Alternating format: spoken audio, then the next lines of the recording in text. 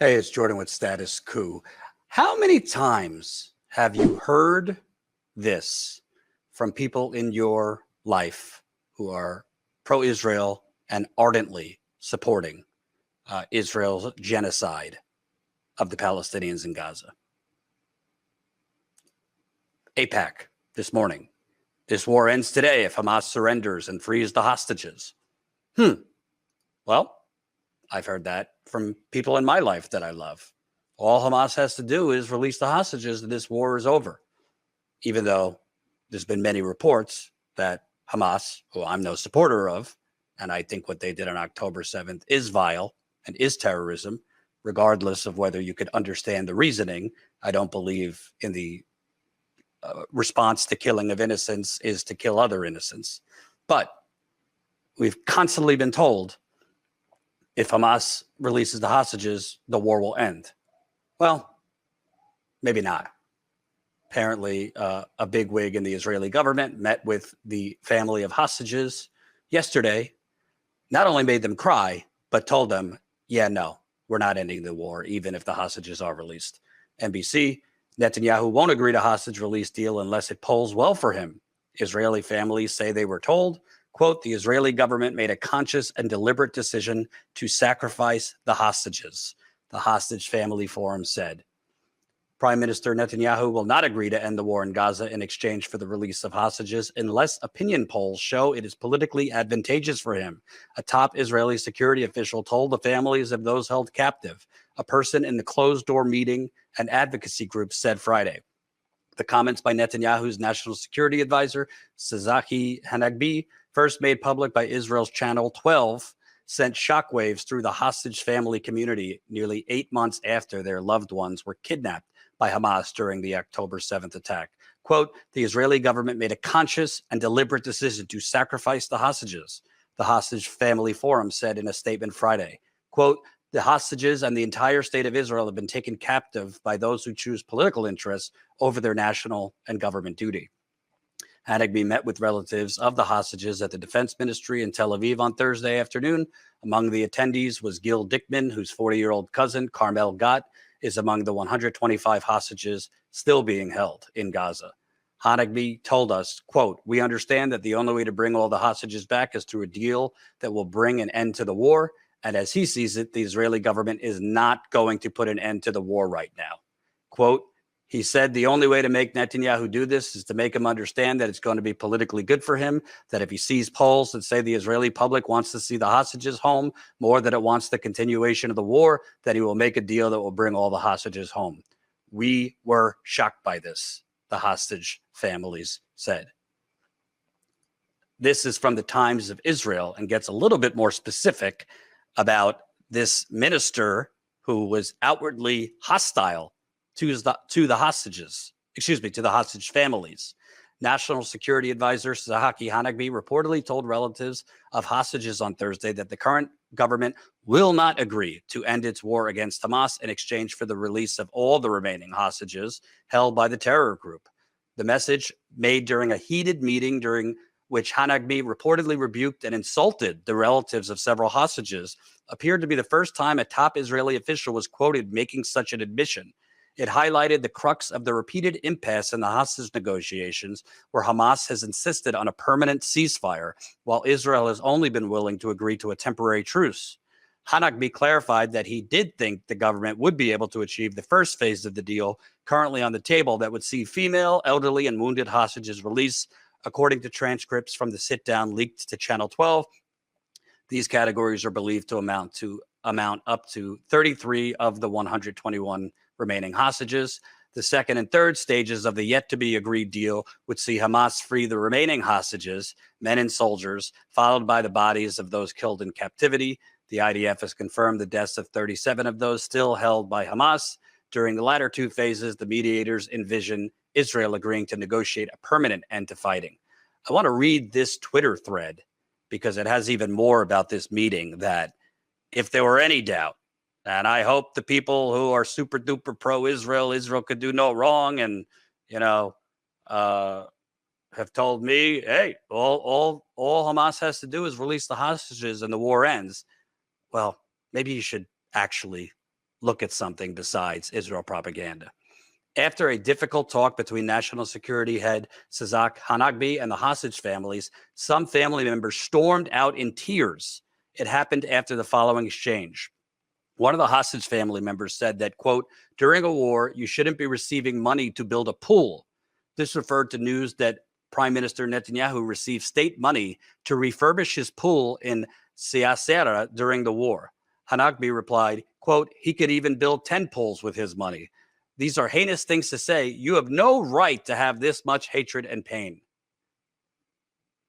Yeah, your loved ones have been held hostage for going on 8 months. You have no right to feel this much hatred and pain for the prime minister who we already knew, but now officially know, is willing to sacrifice them and will not end the war, even if all the hostages are released. By the way, when I say war, I mean genocide, because that's what it is. A war is from two armies on a battlefield. What's going on in Gaza and now Rafah is the indiscriminate bombing of innocent Palestinians, i.e. a genocide. The participant said, quote, I have every right. Unlike you, I was in the protected space for 15 hours. I ran away from terrorists and stepped on dead bodies. Hanegbi replied, then go ahead and curse me. The hostage family member then ran out sobbing. When another went after her to comfort her, Hanegbi said, quote, are you also going to create drama? This came after a charged discussion over policy, Hanegbi admitted, quote, I don't believe that this government will manage to complete the entire deal. This government will not reach an agreement to finish the entire war for the return of the hostages. We must keep fighting so there will not be another October 7th in October 2027. Let's be clear what all of this means. First off, you have a prime minister, not that I'm an Israeli politics expert, but all you got to do is Google. You have a prime minister who, like Republican, now convicted presidential candidate Donald Trump, it is within their interests and necessity to stay in power or regain power, in the case of Trump, to avoid prison. Prime Minister Netanyahu has been indicted on corruption and bribery charges. That's why he tried to change the rules of the Israel's version of the Supreme Court to take power away from the court so that he could avoid prison. It is within his motivation and incentive to keep this war going for as long as possible so he could stay in power, because Israel is averse to new elections during the ongoing war. Because if he's not in power, he is more vulnerable to prison. So that's who's making these decisions. Now, again, I'm not a defender of Hamas, but there has been reporting that Hamas has offered to free all hostages in exchange for a permanent end to the war and a release of their prisoners. Whether you agree with the release of their prisoners or you agree or don't agree with ending the slaughter of innocent Palestinians, it is not factual. It is a lie to say that Hamas hasn't already offered to release all the hostages if Israel stops its endless slaughter and genocide. Netanyahu is now showing he has the hostages are not the priority. They call it in Israel the Hannibal Directive. Well, not just in Israel. It's called the Hannibal Directive. They're willing to sacrifice the hostages to continue the war. And the war, I put it in air quotes, because this is not a war. A war is fought by two armies on a battlefield. This is Israel indiscriminately carpet bombing with 2,000-pound bombs innocent children, women, and men. The majority of those who have been killed, women and children. Not to mention that God knows, I mean, at this point, who knows how many people are wounded. And now, I mean, against Biden's, quote, red line, which seems to be as thin as sandpaper, he doesn't really have a line, apparently. Israel confirms its forces are in central Rafah and expanding their, quote, offensive, i.e. genocide, in the southern Gaza city. So somebody's going to have to draw where this line is, because it doesn't seem to exist. It seems to be a figment of Biden's failing cognitive brain and imagination. But to be clear, To any common sense person, there is no defeating or eliminating Hamas. This is a talking point from pro-Israel Zionists who have reactionary short-term thinking. And frankly, I said this to my father, who is a Zionist. I love him, but he's a Zionist and has this thinking.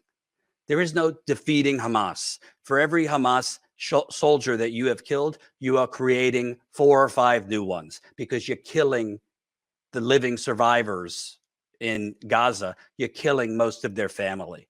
And human nature is, if you slaughter my family, I might get radicalized and want revenge.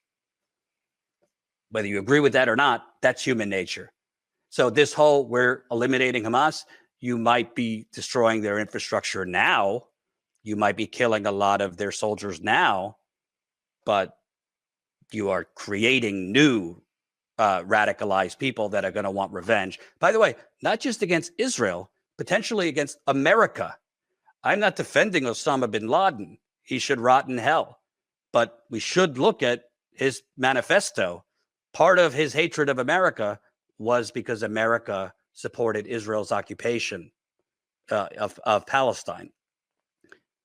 Do we only think that hatred and terrorist threats are going to be made towards Israel over the next few years? Do we not think that some of these radicalized people who have lost their whole family members are going to be looking towards America too?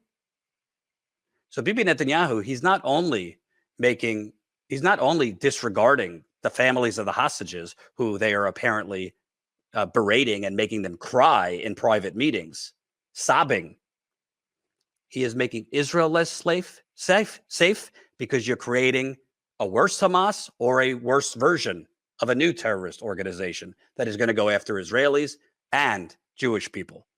And frankly, I can't definitively say I don't understand the radicalization. I wouldn't understand why they want to go after Israel or America. I wouldn't defend it because I just, by default, disagree with going after innocent people, even if it is rationally justified. I don't defend the action.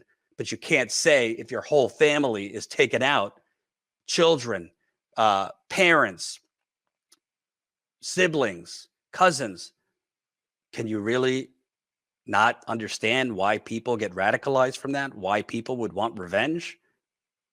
The only solution to this is a political solution, ending the Israeli occupation of Gaza, the West Bank, and parts of Jerusalem. Free and full self-determination for Palestinian people. The right of return for Palestinian refugees. I believe reparations based on what is being done right now. With some people say a 2-state solution, some people say a 1-state solution, where Israelis and Palestinians have the same rights in one country. Whatever you think, the status quo is genocide. We're funding it. And to be clear, for any of your super duper pro-Israel Zionist friends who have told you, hey, all Hamas has to do, surrender, release the hostages. We are now being shown on the record by lieutenants of Netanyahu, they will not end their slaughter and genocide campaign, even if Hamas releases every last one of the hostages.